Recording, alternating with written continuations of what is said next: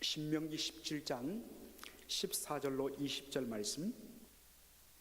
자, 우리 한 절씩 교독하도록 하십시다. 내가 내 하나님 여호와께서 내게 주시는 땅에 이르러서 그 땅을 얻어 거할 때에 만일 우리도 우리 주위의 열국같이 우리 위에 왕을 세우리라 하는 뜻이 나거든 반드시 내 하나님 여호와의 택하신 자를 내 위에 왕으로 세울 것이며 내 위에 왕을 세우려면 내 형제 중에서 한 사람으로 할 것이요 내 형제 아닌 타국인을 내 위에 세우지 말 것이며 왕된 자는 말을 많이 두지 말 것이요 말을 많이 얻으려고 그 백성을 애굽으로 돌아가게 말 것이니 이는 여호와께서 너희에게 이르시기를 너희가 이후에는 그 길로 다시 돌아가지 말 것이라 하셨음이며 아내를 많이 두어서 그 마음이 미혹되게 말 것이며 은금을 자기를 위하여 많이 쌓지 말 것이니라. 그가 왕위에 오르거든 레위 사람 제사장 앞에 보관한 이 율법서를 등사하여 평생에 자기 옆에 두고 읽어서 그 하나님 여호와 경외하기를 배우며 이 율법의 모든 말과 이 규례를 지켜 행할 것이라. 다 같이요. 그리하면 그의 마음이 그 형제 위에 교만하지 아니하고 이 명령에서 떠나 좌로나 우로나 치우치지 아니하리니 이스라엘 중에서 그와 그의 자손의 왕위에 있는 날이 장구하리라. 아멘. 오늘 저는 신명기 17장 14절로 20절의 말씀을 가지고 왕위에 오르거든 이란 제목으로 말씀을 전하길 원합니다. 지금 이스라엘 백성들이 40년 광야 생활을 마치고 이제 가나안 땅을 들어가기 직전인데 모세가 백성들에게 이렇게 이야기합니다. 장차 너희가 가나안 땅에 들어가서 뭐라고 요구하냐면 우리에게도 우리 주위에 있는 열국 이방 나라와 같이 왕을 세워달라는 요구가 있을 것이다 라고 미리 추측을 합니다. 이게 무슨 말이냐면 이스라엘 백성들은 지금 출애굽 그리고 광야 그리고 이제 가나안 땅에 들어가서도 특별한 그러한 조직이나 질서가 없이 하나님께서 특별하게 세우신 지도자를 통해서 그들이 인도를 받는 모양입니다. 특별한 군대도 없습니다.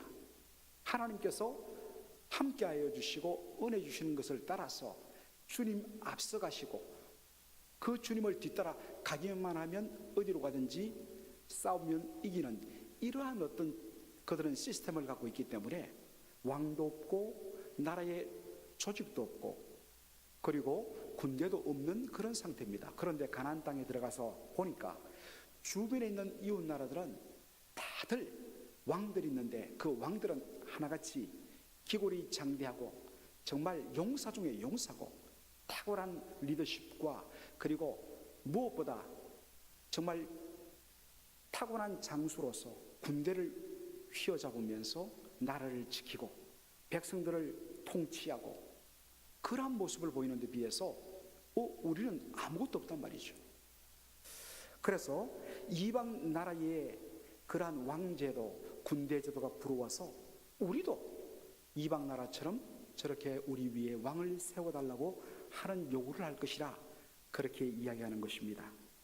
자, 여러분들 이 말씀은요 오늘 오는 수요 예배 요즘에 저희들이 사무엘상을 계속 연속으로 강의하고 있는데 바로 사무엘상 8장이 이제 이번 수요일 날 전할 말씀인데 거기에 바로 중심 내용이 뭐냐면 이 내용입니다. 드디어 이스라엘 백성들이 사무엘을 나이든 사무엘에게 찾아와서 우리에게도 이방 나라처럼 왕을 세워달라고 합니다. 이것 때문에 큰 문제가 일어나요.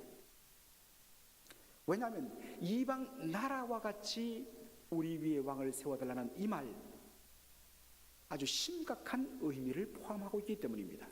여러분들 수요 예배 오셔서 우리 같이 이 내용을 보도록 하고요. 자, 우리 주위에 있는 이방 나라 열국과 같이 우리에게도 왕을 세워달라고 이야기할 때는 적어도 몇 가지 원칙을 가지고 왕을 세울 것을 그렇게 명합니다. 오늘 이 본문에 많은 내용이 나오는데 제가 그 중에 몇 가지를 또 추려서 좀 말씀드리기 원합니다. 첫 번째 원칙은 신명기 17장 15절에 있는 말씀입니다. 반드시 왕을 세우려면 반드시 내 하나님 여호와의 택하신 자를 내 위에 왕으로 세울 것이며, 여러분 이 원칙 너무너무 중요합니다. 반드시 내 하나님 여호와께서 택하신 자를 내 위에 왕으로 세울 것이다. 그 당시에는요, 왕이 세서 한 나라의 왕이 자신의 장자에게 왕위를 세습하는 것 정상이었습니다. 왕이 되는 방법이 두 가지가 있는데, 하나는 우리 아버지가 왕이면 나도 자동적으로 왕위를 세습하는 것입니다. 그 누구도 이것을 문제 삼지 않았습니다. 또 하나 왕이 되는 방법이 있는데 뭐겠습니까? 고려 왕조를, 여기도 전주 이시성을 가진 분들이 계실 텐데, 이성계가 완전히 무너뜨리고 새로운 왕조를 열죠. 그것이 조선 왕조입니다. 이렇게 한 성씨를 뒤바꿔 버리는 것을 우리가 역성혁명이라고 그러죠. 바꿀 역자의 성자, 이름을 바꾸어 갖고 새로운 왕조를 열어버리는 역성혁명. 그래서 태조 이성계가 조선의 첫 번째 임금이 되지 않습니까? 두 가지입니다. 할아버지가 왕이어서 자동적으로 장자가 왕위를 세습하든지, 아니면 자신이 가진 더 탁월한 리더십과 능력으로 사람들을 모아서 혁명을 일으켜서 새로운 정권을 잡아서 왕위에 오르든지, 이 두 가지입니다. 그런데 이스라엘이 왕을 세우는 원리는 뭐냐? 하나님께서 택하신 자를 세워야 된다.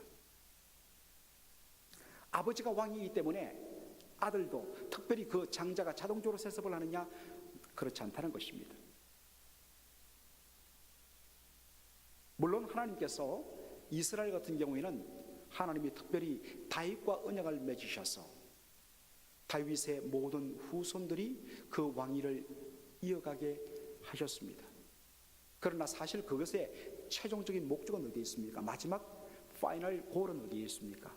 바로 다윗의 후손으로 오시는 진정한 왕이신 예수 그리스도, 그분이 바로 궁극적으로 왕이 되심을 보여주시기 위해서 하나님께서 다윗에게 특별한 언약을 세우셔서 다윗의 후손들이 이어서 왕위에 오르도록 하셨을 뿐이지, 근본적으로 이스라엘의 왕위는 하나님께서 택하신 자가 그렇게 왕위를 가진다는 것입니다. 이방 나라처럼 탁월한 능력과 힘과 권세와 그리고 리더십을 가진 사람이 왕이 되는가? 그렇지 않습니다. 이스라엘의 왕은 여호와 하나님께서 택하신 자만이 되어야 합니다. 그렇게 해야 하는 근본 이유는 어디에 있습니까? 제가 몇 주 전에도 제가 설교를 했습니다마는 바로 그것은 이스라엘 나라가 가지는 독특한 성격 때문입니다. 이방 나라와는 전혀 다른 성격 때문입니다. 그것을 보여주는 것이 역대상 28장 5절의 말씀입니다. 한번 보여주시겠습니까? 자, 다윗 왕이 노년에 이렇게 말합니다. 여호와께서 내게 여러 아들을 주시고 그 모든 아들 중에서 내 아들 솔로몬을 택하사, 누가요? 여호와께서 택하사 여호와의 나라 위에 앉혀 이스라엘을 다스리게 하려 하실세. 여러분들, 이스라엘 나라를 어떤 나라라고 표현합니까? 여호와의 나라라고 이야기합니다. 여호와의 나라, The Kingdom of the Lord, 주님의 나라, 여호와의 나라는 것은 뭐겠습니까? 여호와 하나님께서 왕이 되셔서 다스리는 나라, 킹덤, 이게 뭡니까? 이스라엘의 바로 진면모라는 것입니다. 그렇다면 인간 왕은 누구일까요? 다윗 왕, 솔로몬 왕은 누구일까요? 그들은 이스라엘의 진정한 왕이신 하나님을 대신하여서 하나님의 나라인 여호와의 나라인 이스라엘을 하나님 대신하여 다스리는 청직이요, 종이요, 대리자에 불과합니다. 그렇다면 이스라엘 왕이 이스라엘을 어떻게 다스려야 하는 것은 명약관합니다. 내가 왕이 아니고 하나님께서 왕이시기 때문에, 이 나라는 하나님이 다스리시기 때문에 철두철미하게 내 뜻, 내 힘이 아닌 하나님 뜻, 하나님의 힘으로 다스리는 나라가 되는 것, 이게 뭡니까? 이스라엘의 특징입니다. 바로 이 사실을 무시하고 자기를 스스로 높여서 왕이 되려 했던 자가 있는데 바로 아도니아였습니다. 열왕기상 1장 2장에 거기 나오는데, 아도니아는 다윗 왕의 네 번째 아들이었지만 차례대로 첫 번째, 두 번째, 세 번째 형들이 다 여러 가지 이유로 죽는 바람에 실질적으로 그가 장제가 되었습니다. 그 당시 이방 나라 주변에 있는 나라의 일반적인 고대 세계의 일반적인 어떠한 왕위 계성으로서는 항상 장자 세습이기 때문에 당연히 내가 왕이 된다, 그렇게 생각을 했습니다. 그리고 그는 아주 아름답고 귀한 외모를 가지고 모든 사람이 흠모할 만한 그러한 모습을 가진 사람이었습니다. 누가 봐도 정말 한눈에 왕위를 가질 사람은 아도니아밖에 없다, 그렇게 생각했습니다. 그래서 이제 아버지 다윗 왕이 세상 떠나실 날이 얼마 남지 않은 걸 알고서 그가 어떡합니까? 자기 자신이 마치 왕이 된 양 스스로 자기를 높여갖고 왕이 행차할 때 거느리는 그러한 숫자의 군인들을 거느리면서 그가 스스로 자기를 높입니다. 그런데 어떻습니까? 하나님께서 누구를 택하십니까? 솔로몬을 택하십니다. 이 사실을 보여주는 건 뭐겠습니까? 이스라엘은 여호와 하나님이 왕이신 나라다. 이 사실을 절대로 놓쳐서는 안 된다고 이야기하고 있습니다. 자, 둘째로 신명기 17장 16절을 한번 보도록 하겠습니다. 다 같이 한번 읽을까요? 왕된 자는 말을 많이 두지 말 것이요, 말들을 많이 두지 말 것이다. 여러분, 말은 뭐한 데 쓰겠습니까? 요즘에는 말들이 경주용으로 쓰이지만 옛날에는 다 말들은 전쟁용으로 쓰는 군마였습니다. 이방 나라 왕들의 그 왕이 백성들로부터 존경을 받고 백성들을 강하게 통치할 수 있는 근거는 뭐냐? 강력한 리더십과 탁월한 전술로, 그리고 능력으로 수많은 군대를 모으고 그 군대를 잘 조직화하고, 그리고 군대가 나가서 싸우는데 필요한 무기와 군마들을 완전히 갖추는 그 왕이 위대한 왕이라고 그렇게 생각했습니다. 말이 끄는 전차를 얼마나 많이 보유했느냐, 얼마나 많은 창검을 보유했느냐, 오늘날로 말하면 적어도 6.25 전쟁 이때는 얼마나 많은 머리수를 가지느냐, 육군으로 전쟁이 결판 났지만 현대로 와서는 공군, 이 전투기를 얼마나 많이 갖고 왔느냐, 공군력이 얼마나 강하느냐. 그래서 모든 나라들이 최신의 전투기를 살려고 혈안이 되어 있습니다.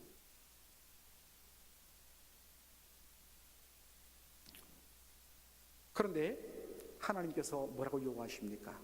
이스라엘의 왕된 자는 말을 많이 두지 말 것이요 라고 이야기하고 있습니다. 왜 그래야 할까?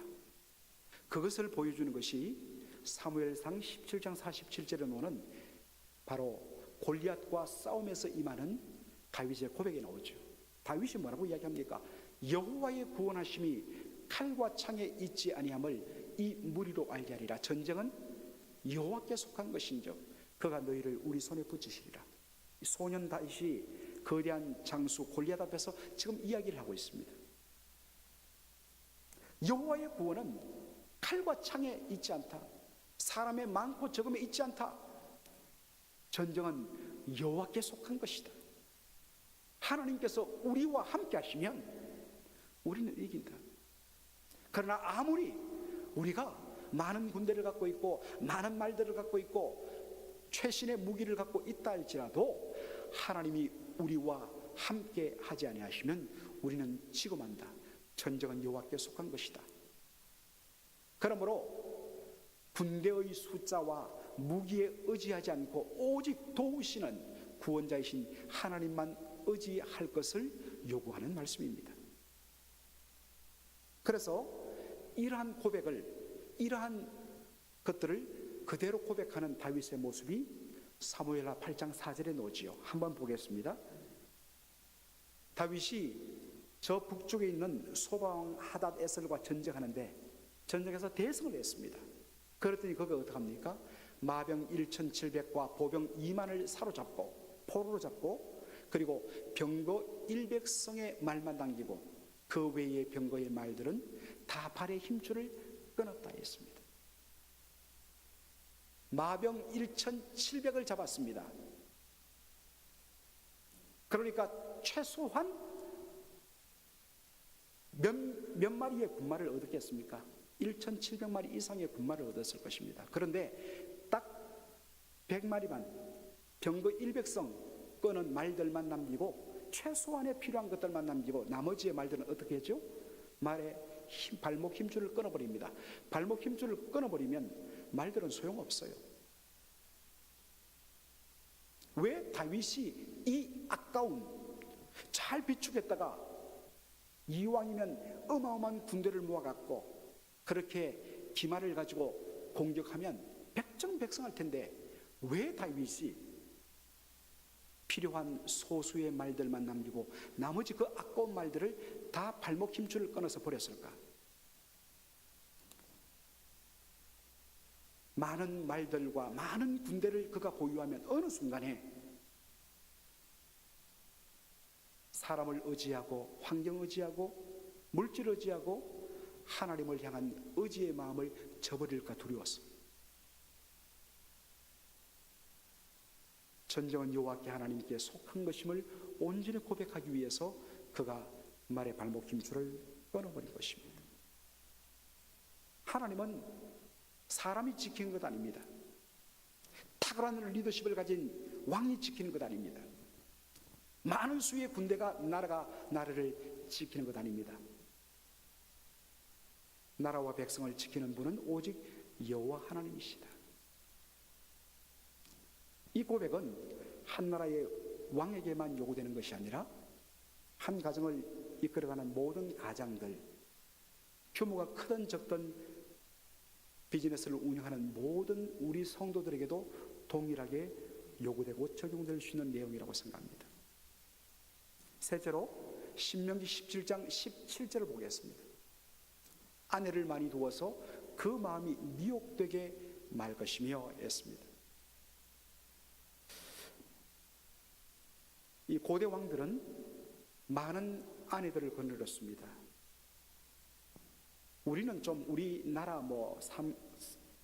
삼국시대, 고려시대, 조선시대는 좀 독특합니다만은 적어도 이런 다른 이 유럽이라든지 이 중동이라든지 건동 지역에 있는 나라의 왕들은 결혼을 많이 하는데 주로 바로 이웃에 있는 주변의 공주들과 결혼을 하는 소위 결혼 동맹을 맺습니다. 이웃의 공주를 맞아들이고 자신의 딸을 이웃나라 왕자에게 시집 보내는 것, 일종의 결혼 동맹이죠. 서로 사돈나라가 되면 자기 자식 때문이라도 서로에 대한 공격을 자제하는 것, 일종의 불가침 조약이죠. 얼마나 많은 주변 나라의 공주들과 결혼하느냐에 따라서 우리나라의 안전이 확보된다.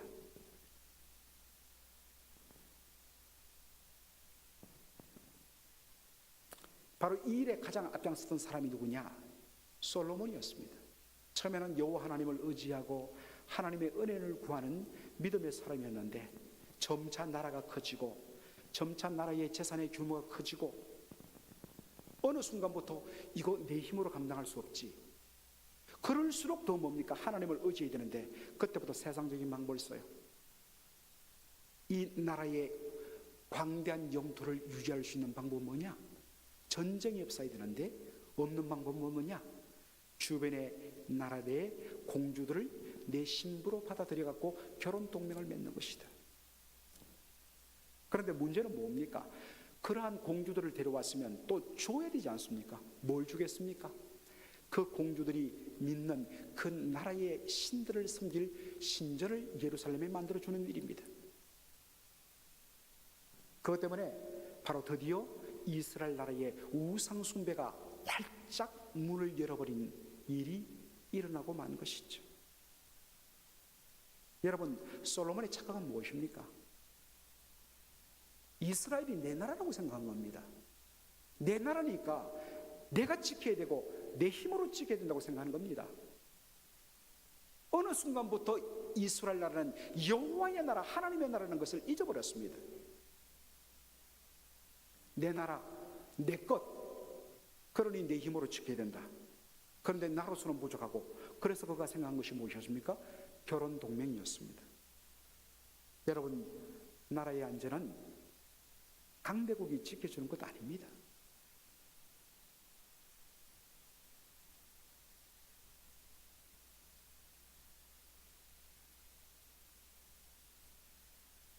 그러므로 우리가 해야 할 것은 뭐겠습니까? 이 나라가 주님의 손안에 있고 주님께서 지켜줄 것을 믿으면서 내가 힘쓸 것은 뭐겠습니까? 좌우로 행하지 아니하고 치우치지 않고 하나님의 말씀의 정도 위에 서서 주의 백성의 삶을 다하는 것입니다. 그러면 주님께서 친히 지켜주시고 주님께서 안전케 해 주신다는 말씀입니다. 이건 역시 우리 개인의 삶 속에 그대로 적용할 수 있어요. 시편 127편 1절 한번 우리 다 같이 읽도록 하겠습니다. 다 같이 읽겠습니다. 시작. 여호와께서 집을 세우지 아니하시면 세우는 자의 수고가 헛되며 여호와께서 성을 지키지 아니하시면 파수꾼의 경성함이 허사로다. 수많은 사람들은요, 내 힘으로, 내 노력으로 내 집, 내 비즈니스, 나의 모든 것을 세울 수 있다고 생각하고 지킬 수 있다고 생각합니다. 그러나 성경은 말합니다. 하나님께서 집을 세우지 아니하시면 세우는 자의 수고가 헛되고 하나님께서 성을 지켜주지 아니하시면 성을 파수하는 파수꾼의 경성은 깨어있는 것이 허사로다라고 이야기하고 있습니다. 내가 지키는 것 아닙니다. 지킬 수 없습니다. 내가 스스로 지킬 수 있다고 아무리 애쓰고 노력해봤자 수구의 떡만 먹을 뿐인 것입니다. 여러분, 그것이 여러분의 지금 인생의 고백 아닙니까? 무엇을 먹을까, 무엇을 마실까, 무엇을 입을까 염려하지 말라. 주님 말씀하시죠. 먼저 그의 나라와 그의 의를 구하라. 그리하면 이 모든 것을 너에게 더하여 주시리라 말씀하십니다. 사랑하는 성도 여러분, 지금도 여러분 고민하는 부분이 무엇입니까? 이건 내 싸움이고 내가 책임져야 되고 내 힘과 내 지혜로 이 문제 해결해야 된다 생각하면 그때는 복잡하고 골치 아프고 그냥 수고의 떡을 먹으면서 늘 불안하고 불편한 삶을 살 수밖에 없습니다. 내 힘으로는 불가능하지 않습니까? 모든 건 주께 맡기고 주님 책임져 주옵소서. 그럴 때 비로소 우리는 평안한 잠을 잘 수가 있는 것입니다.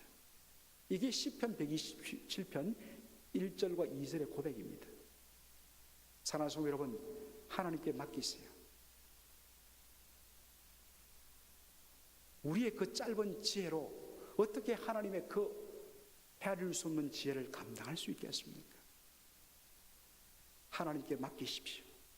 내가 해야 할 것은 하나님이 하나님 되심 인정하고 그분의 말씀에 은혜에 거하기만 하면 되는 거예요.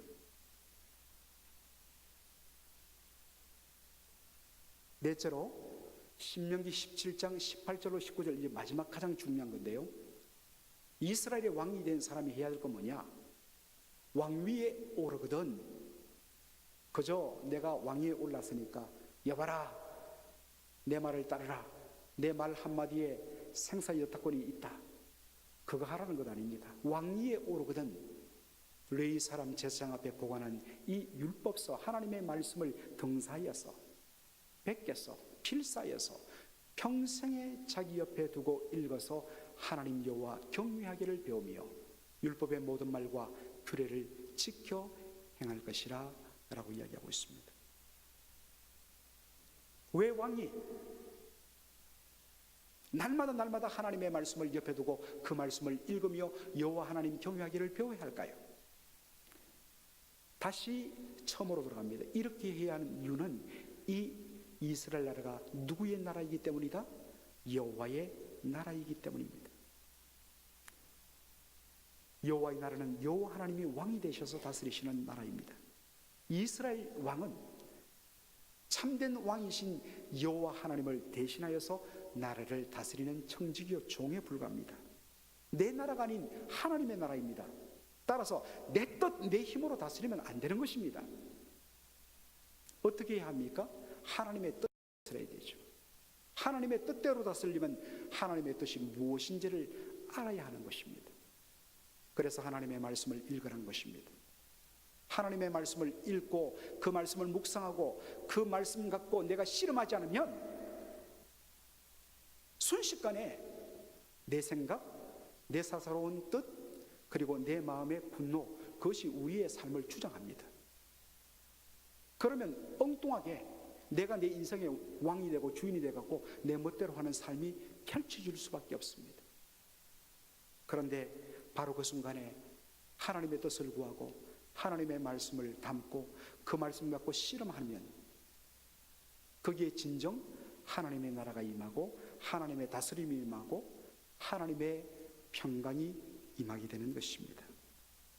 그래서 하나님의 백성이 날마다 사모해야 될 것이 뭐냐? 여호와의 말씀을 즐거워하여 그 말씀을 주야로 묵상하는 삶입니다. 사랑하는 성도 여러분, 한 나라의 단위가 아니라 이제 여러분 개인의 삶으로 한번 내려와 보십시오. 여러분의 심령의 진정한 주인, 왕은 누구십니까? 여러분의 지금 마음의 그 자리에 누가 앉아 있습니까? 하나님이 앉아 있습니까? 아니면 여러분 자신이 앉아 있습니까? 여러분을 내려놓으셔야 됩니다. 온전히 하나님 앉혀드리고 그분의 말씀 앞에 순복하며, 그래서 온전히 주와 함께 동행하는 저와 여러분의 복되고 형통한 삶 되기를 주의 이름으로 축원합니다. 아멘.